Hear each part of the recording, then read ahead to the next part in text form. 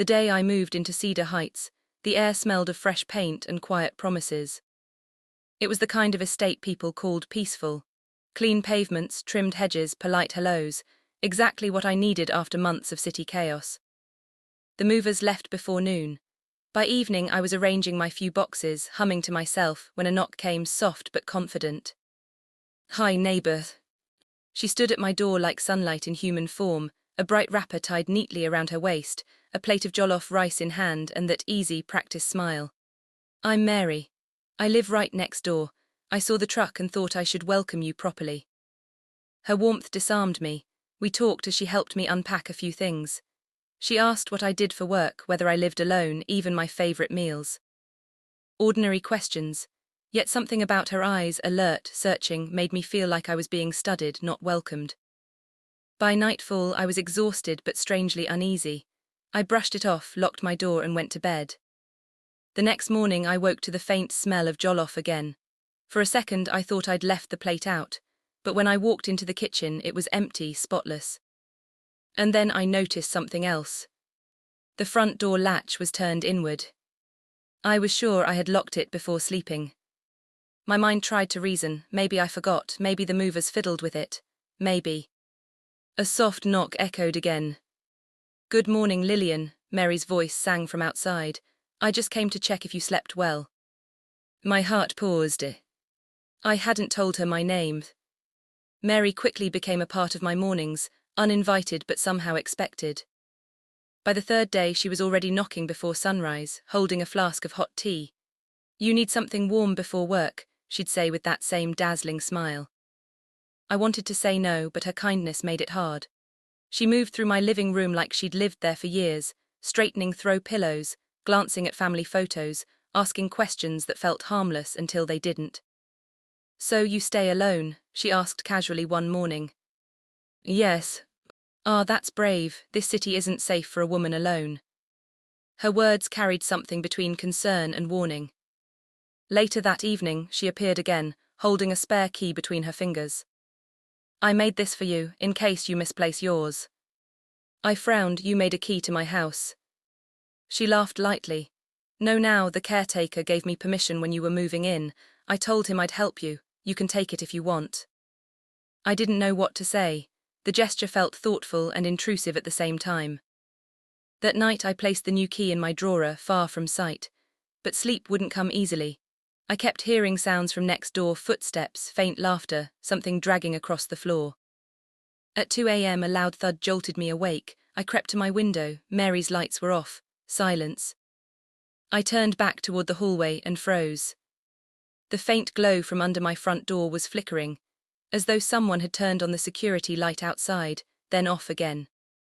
I walked closer. My heart was a drum in my chest. Then came a soft metallic click from the other side of the door. Someone was testing the lock. The next morning I convinced myself it was nothing, probably the wind or a restless neighbor. But when I reached for my favorite mug, it wasn't where I left it.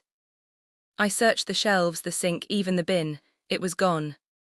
Strange, because I lived alone. I shrugged it off, made tea in another cup, and tried to focus on work. Still, I couldn't shake the feeling of being watched. My curtains fluttered even when the windows were shut tight. That evening, Mary appeared again, smiling as always. "I made yam porridge," she said, handing me a steaming bowl. "You should eat, you've been too quiet lately." We sat briefly, chatting, then she looked toward the counter. "You still drink from that blue mug?" she asked lightly. I froze. "How did you know about that mug?" She blinked, surprised. "Oh, I think I saw you using it once, maybe through the window." After she left, I found the missing mug back on the counter, clean, dry, placed perfectly in the middle. I hadn't touched it. That night I slept with the lights on. Rain came the next day, heavy and loud. I returned home soaked, shivering, and just wanted to rest. But the moment I pushed my front door open, my heart dropped. It wasn't locked. Inside, nothing seemed stolen, nothing broken, but everything felt slightly rearranged. My bed sheets too smooth. My perfume moved from the dresser to the window ledge. I checked the doors, the windows, the kitchen. Everything was locked again from inside. Except the back door. It was unlatched. I called the estate security office. The guard swore no one entered. He sounded bored, unconcerned. Maybe it's Madam Mary helping you tidy up, he joked. The next day I called. Lil, someone's been asking around about your work schedule, he said. Who? He hesitated. A woman, didn't give her name, just said she's your friend. That night, as I turned off the lights, I heard a faint knock, not at the door but from inside the wardrobe. For days I tried to act normal, pretend the sounds were pipes, the shifting objects a trick of fatigue. But pretending didn't silence the whispers. One evening I heard Mary's voice through the wall, low, urgent, almost trembling. No, she hasn't noticed yet. Yes, I'll make sure. I froze. My name followed next, Lilian. I stood there, holding my breath until the conversation ended. Minutes later, she knocked cheerfully on my door, smiling as if nothing happened. Come, my sister, she said. Let's watch a movie. I brought popcorn. Her eyes were calm, but her hands trembled slightly as she held the bowl. After she left that night, I checked my drawer. The spare key she'd given me was gone. The next morning, she greeted me like always, holding a bunch of bananas. You don't look well, she said softly. Maybe you need rest. I forced a smile, maybe. But as I watched her walk back into her apartment, I noticed something glinting in her hand, a small silver key ring. Mine. And that was the moment I realized Mary could enter my house anytime she wanted. Mary arrived one Saturday morning with a housewarming gift, a tall, antique mirror framed in gold. I found it at a thrift shop, she said. They say it brings good energy and clarity. The mirror was beautiful but heavy. She insisted on placing it in my bedroom, directly opposite my bed. That night I couldn't sleep. Every time I glanced at it, I swore I saw movement like shadows flickering behind my reflection. Once I thought I saw someone standing behind me, but when I turned, the room was empty. The next morning I dragged the mirror into the corridor. Still, I could feel it watching me. Mary stopped by later, frowning when she saw its new position. You moved it, she asked. Yes. It felt strange. She smiled faintly. Sometimes we only fear what reveals the truth. That night I dreamt of my room, exactly as it was, except that in the dream, the mirror showed someone else sleeping in my bed. When I woke up, the mirror was back inside my room. The next evening I returned home late from work. My door was ajar again. I pushed it open cautiously, ready to scream, and found Mary in my living room holding a broom. Oh, thank God you're back, she exclaimed. I thought I heard a scream from inside. I came to check. I stood frozen, with a broom. She laughed. I was cleaning while I waited. Her calmness unnerved me. She handed me my phone, saying, You left this outside earlier. But I hadn't. Later that night, I sat on the couch scrolling through my messages, when the small green light above my laptop camera blinked once, then again. I shut the lid immediately. From next door I heard Mary humming softly, the same tune I'd just been listening to on my phone. By now my world had shrunk to two realities, one where everything was fine, and one where I was losing my mind. Segun visited, concerned. You're overthinking, he said gently. Mary's just being kind. I agreed. You've been under stress, try to rest. That night I tried to convince myself they were right. I even texted Mary to say thank you, maybe she was just lonely. Minutes later, a soft voice echoed through the hallway. Thank you too, Lilian. I froze. I hadn't sent the message yet. I checked my phone, the screen read delivered. I ran to my door, but the hallway was empty. Only the faint smell of Mary's perfume lingered in the air. When I checked my message history, the text had been deleted, replaced with one I didn't write. I know what you're hiding. Sleep abandoned me. My thoughts were scattered, frantic. I decided to tell Io everything. I typed a long message, every detail, every suspicion, and hit send. The screen blinked, message failed to deliver. I tried again, nothing. Minutes later my phone vibrated, it was Io calling. Lil, why did you call me at midnight? I didn't. Yes, you did, you were whispering, sounded like you were crying. I ended the call and dropped the phone, trembling. I hadn't touched it all night. By morning, I'd made up my mind. I'd confront Mary directly. But as I opened my door, a small envelope slipped in from under it. Inside was a photo of me, asleep in my bed. Written on the back were 3 words in neat cursive. "Lock your doors." I went straight to the estate gate that afternoon. The security man, Utch, looked surprised to see me. "Madam, you know day rest," he joked. "Utch," I said quietly, "has anyone been in my house while I was away?" He hesitated, scratching his head. "Madam Mary Day enter sometimes," he finally said. "She talk say she be your sister, I no one disturb." "My sister," I repeated, cold creeping through my veins. He nodded. "She even come last week, carry small bag of groceries inside. Maybe she just help you." I left without a word. My hands wouldn't stop shaking. When I reached home, I stared at Mary's door for a long time. Moments later, it opened slowly, and she stepped out wearing my old scarf. "I was about to bring this to you," she said sweetly. "You left it inside my house." The scarf was still warm. 2 days after the scarf incident, I decided to pack a few things and stay with Io.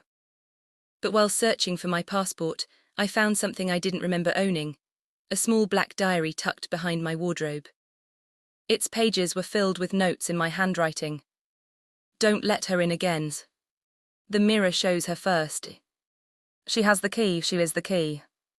My heart pounded as I flipped through. The entries mentioned things that hadn't happened or hadn't yet. The last page was dated 2 weeks ahead. It read, "Mary knows, don't sleep tonight." I snapped the book shut. My breath caught as I heard a soft creak outside the door. A shadow lingered at the bottom gap, still silent. Then came the gentle sound of knuckles tapping twice.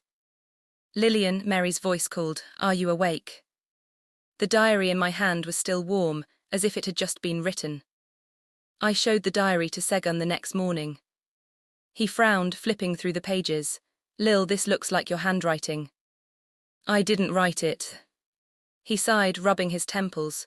"You've barely been sleeping, maybe you just don't remember." His tone was gentle but distant, like he was talking to a patient, not his sister. When he left, I overheard him outside, speaking softly on the phone. "She's getting worse," he said. "I think she needs help." That night, his car was broken into. The thieves took nothing, except a brown envelope from the back seat. Inside it, according to Segun, were my property documents. I asked if Mary could have done it. He said quietly, "You need to stop blaming her for everything." Later that night, I saw Segun's car parked outside again, engine off, headlights on, and someone was sitting in the passenger seat beside him. It was Mary. I woke up the next morning to find the spare key lying on my bedside table. The same one that had gone missing. Tied around it was a thin ribbon and a note that read, "You left this with me, don't forget." I stormed to Mary's door, but she wasn't home. Her apartment was locked tight. For a moment I wondered if she'd travelled again, but that evening I saw her lights on, faint, flickering through the curtains. I knocked, no answer. The next day I saw her sweeping her front porch, humming that same tune again. "Mary," I said, "did you come into my house last night?" She looked up slowly, smiled and said, "You gave me permission, remember?" When I checked my phone later, there was a voice note I'd never recorded me saying, "It's okay, Mary, you can come in anytime." Io finally agreed something was off. He started digging around and called a few days later, his voice tense. "Lil, I found something strange. Mary wasn't always Mary. She changed her name 3 years ago after an incident." He paused. "Her landlord went missing. The police questioned her but never charged her." I felt sick. Why didn't anyone know this? "Because she left the city, disappeared, no trace until now." That evening I watched her from my window. She was sitting still, staring at my house, not moving for minutes at a time. When I blinked, she was gone. But my front door, the one I had locked twice, was wide open. On my couch sat a brown envelope. Inside was a photo of me standing beside Mary, both of us smiling. The back read, "First day we met 5 years ago." I couldn't trust sleep anymore. That night I made coffee and stayed awake. Every creak, every sigh of the wind made my pulse jump. Around 3:14 a.m. I heard it, the quiet metallic turn of a key in the back door. I grabbed a kitchen knife and crept closer. The door eased open. And Segun stepped in. Segun. His eyes were open but empty, his movements slow, dreamlike. He walked past me without a word, whispering something under his breath. I leaned closer, he was murmuring Mary's name. He stopped by the mirror, touched its frame and smiled faintly. Then he turned and left, locking the door behind him as if nothing had happened. The next morning, he claimed not to remember visiting at all. But when I checked the floor near the door, I found a trail of damp footprints, leading from my room to Mary's apartment. I couldn't look at Segun the same after that night. He swore he remembered nothing, but when I pressed him, he grew defensive. "You're imagining things again, Lilian. Maybe you're the one walking in your sleep." By evening, Mary knocked softly. "I heard noises from your house again," she said. "I'm worried about you. Maybe I should stay over tonight for company." My gut screamed no, but fear made me nod. She curled up on my couch, her phone on the table beside her, and soon drifted into a quiet sleep. Around midnight, my phone rang. The screen flashed Mary calling. I froze and turned to look. Her phone was still on the table, face down. The call kept ringing. When I finally answered, all I heard was breathing, then a whisper, faint but clear. "She's not who you think."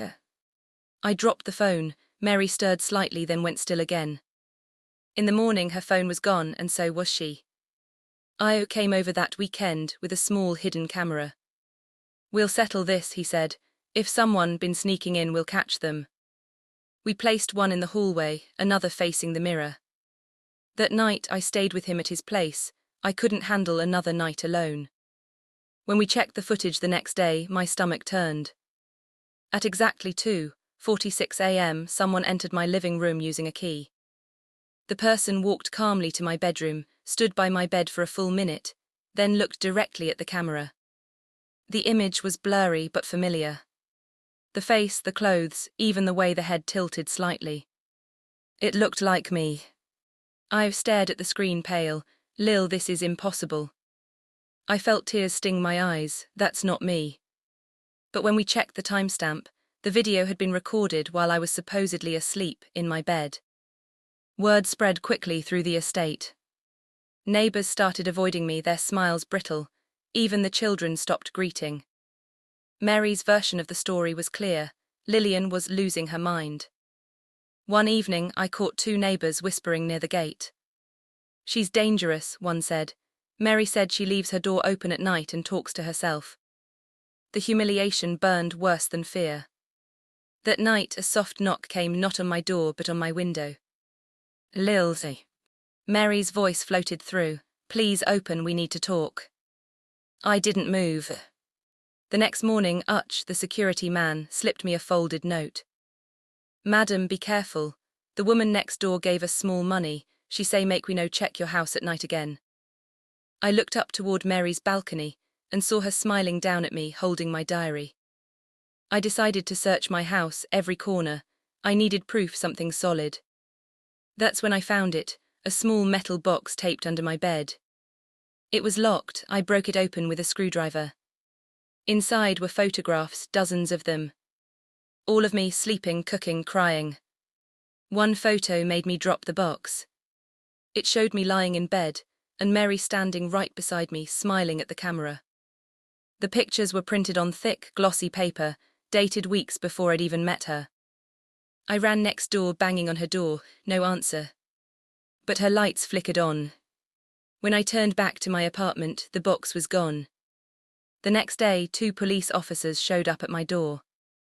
"Madam Lilian," one said, "we got a report that you may be a danger to yourself." "A report from who?" They exchanged glances. "The email came from your address." My world tilted. "That's impossible." They searched the apartment politely but thoroughly. When one officer entered my bedroom, he called the other over. They lifted a small brown envelope from under my pillow. Inside was a note. "She knows now, do something before it's too late." When they left, I stood frozen in my doorway. Mary watched from her porch, sipping tea, expression unreadable. As the officers drove away, I checked my sent emails. and found a message I'd never written. It was titled, "Help Me Before I Hurt Her." Io convinced me to see a therapist, Dr. Bello, calm and composed, with a kind smile that didn't quite reach his eyes. He listened quietly as I poured out everything: the diary, the photos, the videos, Mary's strange behavior. When I was done, he nodded slowly. "Lilian, how long have you known Mary?" 6 months, I said. She moved in after me. He wrote something down. "Are you sure about that?" He handed me a file, my own patient file. It contained notes from 2 years ago, all written in his handwriting. Patient believes her neighbor is stalking her, shows signs of dissociation, refuses to accept the incident involving her sister, Mary, who died in 2022. I stared at him, trembling. "What are you saying?" He spoke softly. "Mary was your sister, Lilian." That night I went home and saw Mary standing on her porch, smiling, alive. I tore through my old boxes, desperate for photos of my sister. There were none. Every family picture had been cut, her face missing. I called my mother, her voice cracked. "You promised never to bring her up again." "Why? You don't remember, do you?" I stared at the mirror across the room, the one that always made me uneasy. For a brief second, my reflection smiled before I did. I threw the mirror face down. Behind it was a message scratched into the wall. "You said I could come back." My hands shook. I backed away, and the mirror, though flat against the floor, whispered faintly. When I turned on my phone camera to record it, the reflection in the mirror wasn't me, it was Mary. I came over in a hurry, pale and sweating. "Lil, you need to know something," I lied. He handed me a USB drive. "This has the original footage from your house before I edited it." When I played it, my knees nearly gave out. In the recording, it wasn't me walking into the house at night. It was Mary, but she looked exactly like me. Same face, same voice. Like a perfect copy. "She started appearing after your breakdown," Io said. "Segun called me because he thought you were splitting. You talked to yourself for hours, like two people arguing." Tears blurred my vision. "You think I'm crazy." He swallowed hard. "No, I think Mary's real, just not in the way you think." Before he could explain, the lights went out, and a soft female laugh echoed through the house. When power returned, I was gone. The front door was locked from the inside. His car was still parked outside. I searched the house, nothing, no sign of him. Except for one thing, his wristwatch lying on the floor near the mirror. The time read 2:17 a.m. My phone said 3:17 a.m. Somehow, an entire hour was missing. The mirror shimmered faintly like water. When I touched it, my fingers sank slightly, then snapped back. A voice whispered behind me. "You let her out once, now she's letting you in." I screamed and stumbled back just as the mirror cracked. Behind the glass, a second me smiled and reached forward. When the crack sealed, my reflection didn't move, but I did. Segun showed up frantic. "Where Io?" "I don't know, he disappeared." He hesitated, then handed me an old photo. "You need to see this." The picture showed me, Segun and Mary, identical twins. He whispered, "You were born first. She was taken when you were 3 by a family friend. We found her years later, but she wasn't the same." My knees went weak. "You said she died." He nodded. "She did, you buried her yourself." I shook my head, tears streaming. "Then who's next door?" He looked away. "That's what I've been trying to figure out." Suddenly, from outside, we heard the front gate creak open. Footsteps slow, steady. And then Mary's voice. "Segun, you shouldn't have told her." When we turned toward the sound, there was only one pair of footprints, leading straight into my house. Segun and I followed the footprints into my living room. They stopped right in front of the mirror. The cracks were gone, the surface flawless again, almost inviting. He turned to me. "You said you heard her voice from this thing." "Yes, she talks through it." He stepped closer, touched the frame and froze. "Lilian, there's something behind it." We lifted the mirror off the wall and sure enough, behind it was a small wooden door. Its keyhole was rusted, shaped exactly like the spare key Mary once kept. When I turned the key, the lock clicked softly.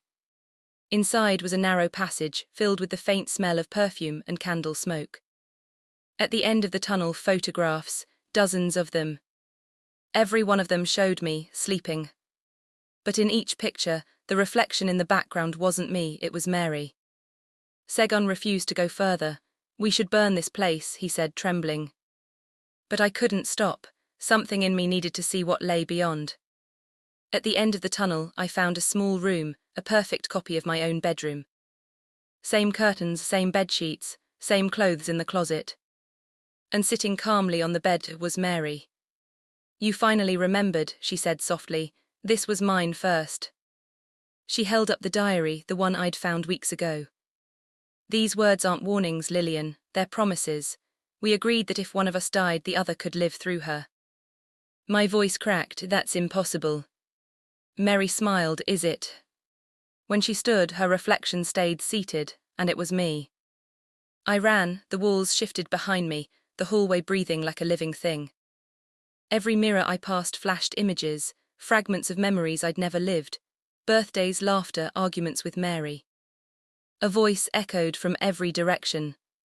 "You buried me, Lilian, but grief keeps doors open." I stumbled into my real bedroom, gasping. Segun was gone, only his phone lay on the floor, its flashlight still on. In the mirror, two figures stood behind me, both me. One whispered, "Let me in." The other said, "Let her go." I screamed and smashed the glass, but instead of breaking, it rippled like water. A hand, my hand, reached out from inside and pulled me through. The world on the other side looked exactly the same, but reversed. Everything mirrored. Outside, through the window, I saw another me standing beside Mary, talking, laughing, like nothing had ever happened. I pounded on the glass, screaming, but they couldn't hear me. Mary looked directly at me through the reflection, eyes full of pity. "She didn't fight hard enough," she said. "Now she stays here." Then she turned to the other me and whispered, "Welcome home." As the real world faded, I heard Mary's voice one last time. "You see, Lilian, the enemy was never me. It was the part of you that let me in." Weeks later, the estate was peaceful again. The woman living in Lilian's house smiled often, waved at neighbors, and kept her windows open. When asked about the last tenant, she'd laugh gently. Poor girl, she wasn't well. Mary visited often, they seemed inseparable. One afternoon, as Mary left, she locked the door and slipped the key into her purse. The camera across the street caught a faint shimmer in the window, a face pressed against the glass, watching silently from inside. A faint handprint appeared on the mirror. And just before the lights flickered out, a whisper echoed from within. "She's not gone, she's waiting." Moral of the story: when you make peace with the enemy inside your heart, no enemy outside your door can harm you. But when you let fear and guilt rule your mind, even your reflection becomes a stranger.